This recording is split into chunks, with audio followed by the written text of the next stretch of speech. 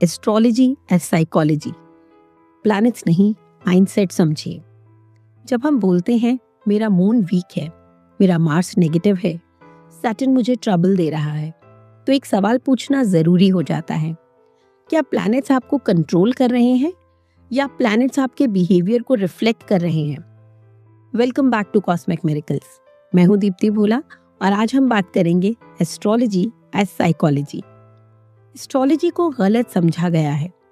ज्यादातर लोग एस्ट्रोलॉजी को इस नजर से देखते हैं, फ्यूचर प्रेडिक्शन, फियर, रेमेडीज या फिर दोष। लेकिन एंशिएंट एस्ट्रोलॉजी का पर्पस ये नहीं था। एस्ट्रोलॉजी का ओरिजिनल काम था ह्यूमन बिहेवियर को समझना, इमोशनल पैटर्न्स को डिकोड करना और माइंड के साइकिल्स को ऑब्जर्व करना। जो काम आज साइकोलॉजी करती है वो काम एस्ट्रोलॉजी हजारों साल पहले कर रही थी, बस लैंग्वेज डिफरेंट थी। प्लैनेट्स बाहर नहीं, अंदर काम करते हैं।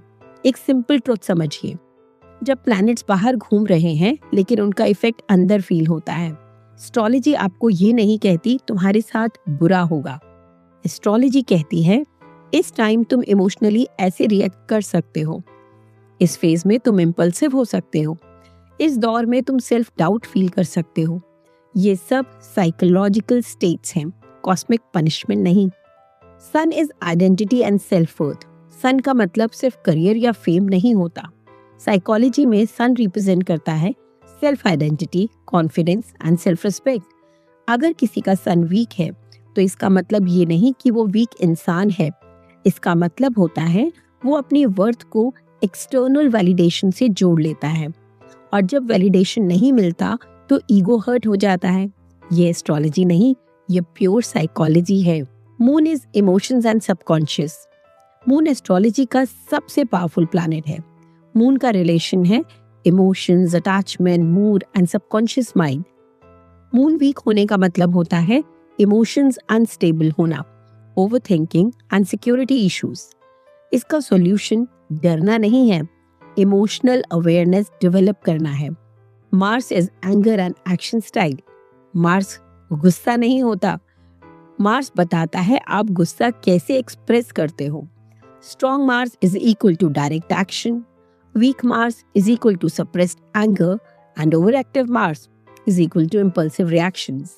जब मार्स समझ आता है तो कॉन्फ्लिक्ट कम हो जाता है। ये एस्ट्रोलॉजी का मैजिक नहीं, ये बिहेवियरल क्लैरिटी है। बात करें सैटर्न की, Saturn is inner adult voice.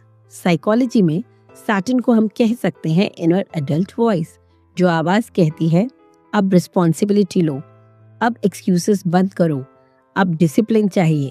जब हम इस आवाज को इग्नोर करते हैं तो लाइफ प्रेशर क्रिएट करती है, और इस प्रेशर को हम बोल देते हैं सैटर्न का प्रॉब्लम चल रहा है। सैटर्न से लोग इसलिए डरते हैं क्योंकि सैटर्न इंस्टेंट कंफर्ट नहीं देते।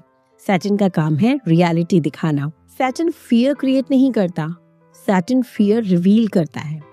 फियर होता है फेलियर का, रिजेक्शन का, लॉस का या फिर कंट्रोल छूटने का।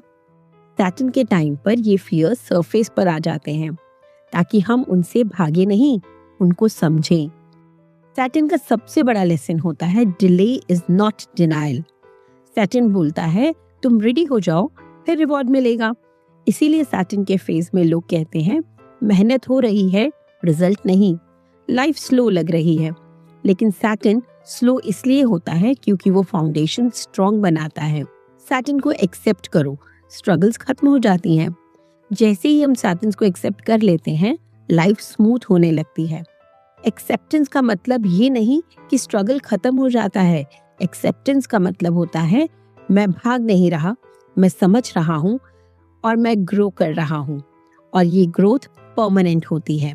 सैटर्न पनिशमेंट नहीं देता, सैटर्न मैच्योरिटी डिमांड करता है। तो एस्ट्रोलॉजी का रियल यूज क्या है?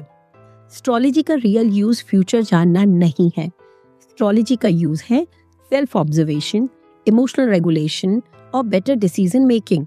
जब आप ग्रह को ब्लेम करना छोड़ देते हो और पैटर्न्स ऑब्जर्व करना शुरू कर देते हो, तब लाइफ चेंज होती है।